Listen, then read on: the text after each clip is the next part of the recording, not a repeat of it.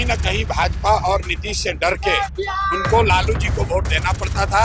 अब उनको ये रास्ता दिख रहा है, जनसुराज का रास्ता दिख रहा है। आधे से ज्यादा हिंदू विचारधारा के आधार पर मुसलमानों के साथ मिलकर भाजपा को यहाँ शिकस्त देंगे। रेवंत रेड्डी को बिहार में राहुल गांधी और कांग्रेस या गठबंधन के लोग अगर प्रचार कराने लाए हैं या उनका चेहरा या उनको दिखा रहे हैं या मंच पर बैठा रहे हैं, तो ये दिखाता है कि ये लोग बिहार के बारे में क्या सोचते हैं। तो बिहार के एक एक व्यक्ति की ये जिम्मेवारी है कि इनको यहाँ से उठाकर तेलंगाना में वापस फेंका जाए। नमस्कार, मेरा नाम प्रिंस मिश्रा है और आप लाइव सिटीज देख रहे हैं। प्रशांत किशोर लगातार बिहार में बदलाव सभा कर रहे हैं। आज जो है पूर्वी चंपारण पहुंचे हैं और यहाँ पे अल्पसंख्यकों के साथ जो है उन्होंने अहम बैठक की है और उन्होंने साफ तौर पे कहा है कि अल्पसंख्यक को किस तरीके से राजनीतिक दलों के द्वारा जो है ठगा जा रहा है, दरकिनार किया जा रहा है। वहीं उन्होंने साफ तौर पे कहा है कि इस बार बिहार में बदलाव होगा। वहीं राहुल गांधी के वोट अधिकार यात्रा पर भी उन्होंने निशाना साधा है। उन्होंने साफ तौर पे कहा है कि कांग्रेस पार्टी लगातार चाहे जो भी रैलियां कर ले, बिहार में उनकी स्थिति सुधरने वाली नहीं है, क्योंकि कांग्रेस पार्टी जिनके साथ गठबंधन करके केंद्र में अभी मजबूती के साथ अभी विपक्ष में है, उन्होंने उनके पक्ष वाले नेता कहते हैं कि बिहार के डीएनए में ही मजदूरी है, बिहार के डीएनए को वो लोग गाली देते हैं। ऐसे में राहुल गांधी बिहार के लिए क्या अच्छा सोच सकते हैं ये तो जनता ही जानती है। पहले प्रशांत किशोर क्या कुछ करे सुनवा रहे हैं। प्रशांत जी, इतनी भीड़ मुसलमानों की इसको लेकर के क्या कहेंगे? एमवाई समीकरण टूटेगा सर, लोग काफी मेहनत कर रहे हैं। भाई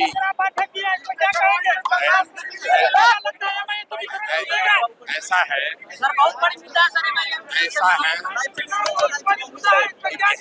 बिहार में एक ही समीकरण चलेगा, वो है बदलाव का समीकरण। ठीक है, सबने, समाज के सभी वर्ग ने, वो किसी जाति का हो, किसी धर्म का है, सबने तय किया है कि बिहार में बदलाव चाहिए, बिहार में एक नई व्यवस्था चाहिए और उसमें हिंदू, मुसलमान, अगड़ा पिछड़ा सारे लोग शामिल हैं। मुसलमान उससे अलग नहीं है। क्या मुसलमानों को अपने बच्चों के लिए पढ़ाई नहीं चाहिए? क्या मुसलमानों के बच्चे बेरोजगार नहीं है? क्या मुसलमानों के बच्चे पलायन नहीं कर रहे हैं? सारे लोग परेशान हैं। अभी तक उनके पास अवसर नहीं था, रास्ता नहीं था, तो कहीं न कहीं भाजपा और नीतीश से डर के उनको लालू जी को वोट देना पड़ता था।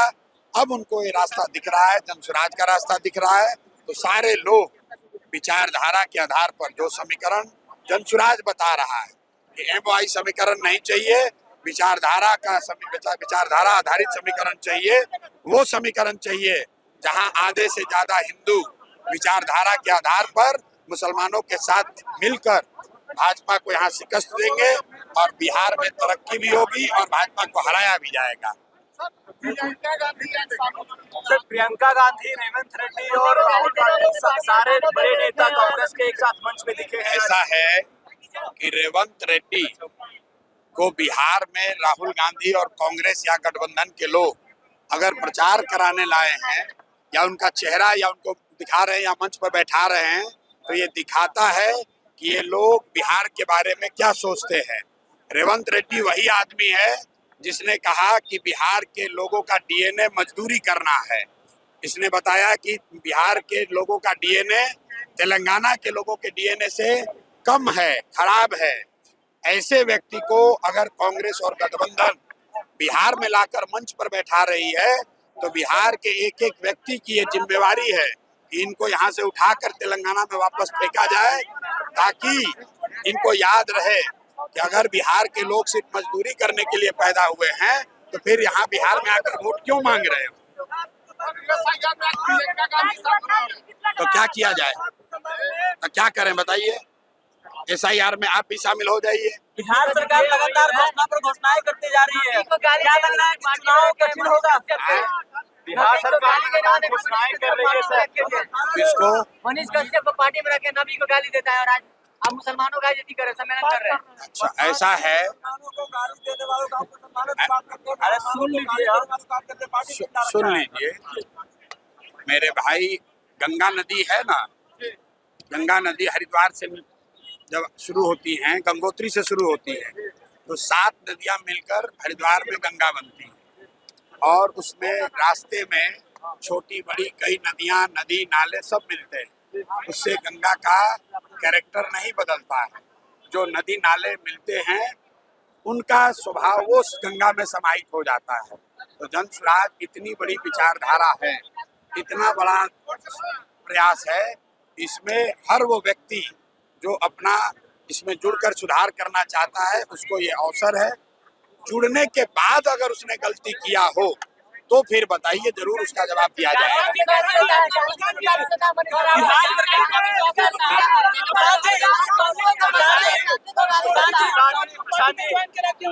ऐसा है कि बहुत सारे लोग जिसको भाजपा ने दिग्भ्रमित करके हिंदू मुस्लिम का जहर समाज में फैलाकर भाजपा ही एक तरह से बना लिया या भाजपा के दल में शामिल कर लिया। उसमें सिर्फ एक व्यक्ति नहीं है, बिहार में हजारों लोग ऐसे हैं जो भाजपा के हिंदू मुस्लिम के नैरेटिव में फंसकर भाजपा को वोट दे दिए। अब हमारी आपकी जिम्मेवारी है कि उनको फिर से वापस समाज के मुख्य धारा में जोड़ा जाए, उस धारा में जोड़ा जाए जहां धर्म के आधार पर वो लोगों से झगड़ा ना करे, लोगों में भेदभाव ना करे। और इन लोगों के साथ अगर हम लोग नहीं समाज को सुधारेंगे तब तो भाजपा का ही ताकत बढ़ेगा। बिहार सरकार लगातार घोषणाएं पे घोषणाएं कर रही है सर बिहार सरकार लगातार घोषणाएं पे घोषणाएं कर रही है। लग रहा है चुनाव कठिन होने वाला है क्या सर? लग रहा है चुनाव कठिन होने वाला, बिहार सरकार लगातार घोषणाएं कर रही है। जन स्वराज पिछले 3 वर्ष से जो हम प्रयास कर रहे हैं, हमने कहा है कि इसके ईमानदारी और शुद्धता में न कमी आई। जब तक प्रशांत किशोर 243 सीट पर चुनाव लड़ेगा, जीते या हारे हम लोग अलग ही रहेंगे, किसी के साथ नहीं जाएंगे। मनीष कश्यप कह रहे हैं कि हम चुनाव लड़ेंगे, तो आपने तो पहले से ही लड़वा दिया है। आप ये बताइए कि मनीष कश्यप जन स्वराज से जुड़ने के बाद उन्होंने क्या कहा? उन्होंने कहा कि अगर हमसे कोई गलती हुई है तो हम उसके लिए माफी चाहते हैं, हम सुधार चाहते हैं। और आज मनीष कश्यप भाजपा और मोदी के खिलाफ बोल रहे हैं। तो आप बताइए कि जन स्वराज ये बेहतर काम कर रहा है कि कल तक जो व्यक्ति अगर कुछ गलती कर रहा था, अगर वो सुधार करके अगर कुछ बेहतर काम कर रहा है, इसी काम के लिए तो जन स्वराज बना है। तो आपने प्रशांत किशोर को सुना, उनका साफ तौर पे कहना है कि इस बार हवा बदल रही है, चाल भी बदलेगी, ढाल भी बदलेगी, लेकिन इस बार बिहार का रुख जो है वो जनता का समर्थन के साथ जो है जनता का राज स्थापित होगा और बिहार में किसी का सिक्का चलने वाला नहीं है, क्योंकि बिहार ने हर किसी को आजमाया, हर किसी ने उनको ठगा है। इसलिए आप लोगों की क्या प्रतिक्रियाएं होती है कमेंट बॉक्स में जरूर बताइएगा। बने रहिएगा लाइव सिटीज पर। बहुत बहुत शुक्रिया।